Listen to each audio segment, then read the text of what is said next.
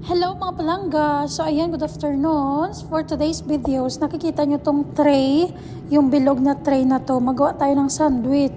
Punuin natin yan mga palangga kasi ngayong araw magpunta si Mayora sa bar. Or, hindi bar na resto bar ha, or yung bar na may inumin, hindi yun.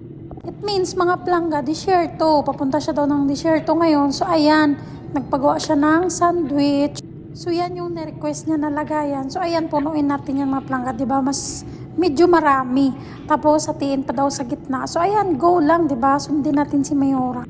Tapos nagpagawa din pala yan siya ng sa asawa niya kasi magpunta din daw sa bar or disyerto yung asawa niya pero iba yung pagkain.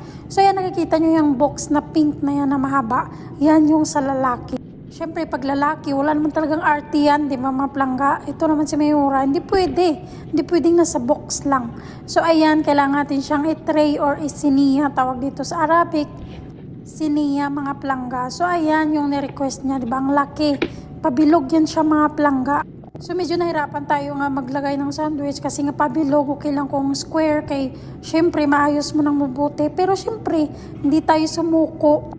Tayo pa ba, di ba mga palangga? So yan yung ako yung chicken, tapos next ko na itong talong mga palangga. So mix din yan, may halong, cheese, tapos falafel, chicken, tsaka talong. So 4 na klase yan mga palangga. Tapos yung sauce niyan is spicy at saka special lang. So mix lang yan siya mga palangga. Yung hindi mahilig sa spicy, sorry na lang kayo kasi nga puro man tumanghang. Diba, ang cute na nga ng tinapay mga plangga, pero need pa talaga na hatiin sa gitna or hatiin sa dalawa.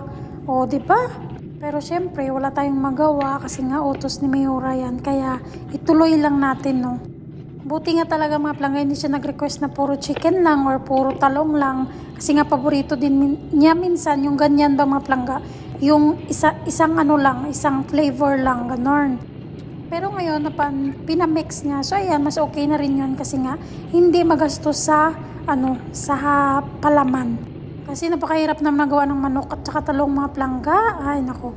So, ayan, after na how many minutes na mikos-mikos natin, ito na siya. O, diba, okay na yan mga plangga.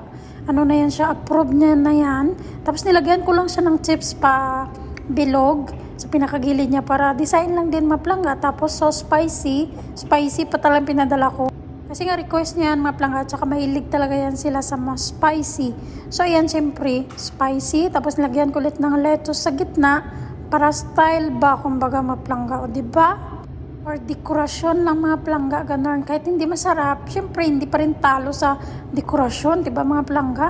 O ayan, make with love yan ha, dapat maubos yan, walang ibalik. Charot lang.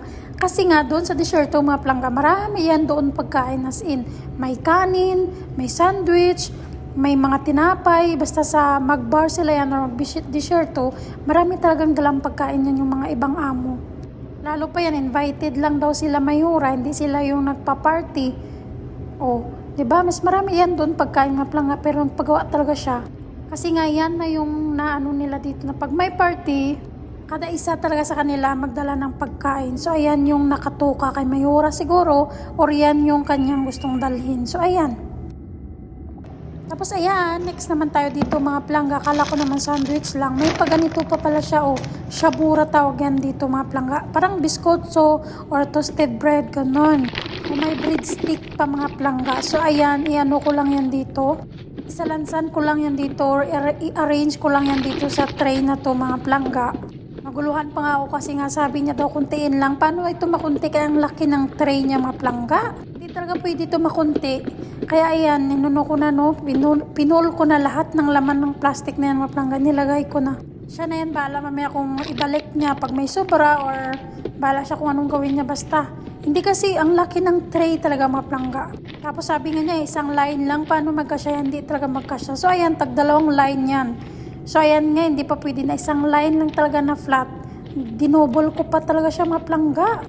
Kasi yung habol lang naman niya yan, plangga, is dekorasyon. So, ayan, full na natin siya. So, bali 4 na klase yan mga plangga.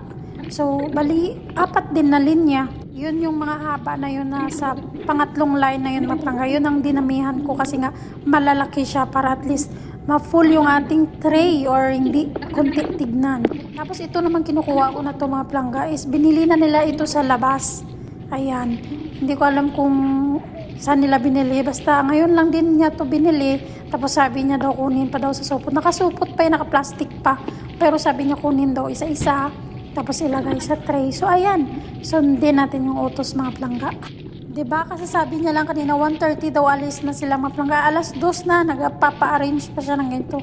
O diba, sana all na lang talaga. Ewan, minsan kasi tama din yung time niya mga plangga. Pag sabi niya ganyan siya alis talaga yan. Pero ngayon medyo late na naman. So ayan, after how many minutes mga plangga, ayan na siya, diba? Okay na, nakasalansan na, naka-arrange na. Balutin ko na lang to ng plastic mga plangga. Tapos, nadali na doon sa sakyan. Kaya alis na sila. So ayan, 'di ba? Yan yung tinatawag dito na shabura mga plangga. Ayan yung nila pinapares nila sa maggagatas or magkapi. So ayan. So ayun lang mga plangga.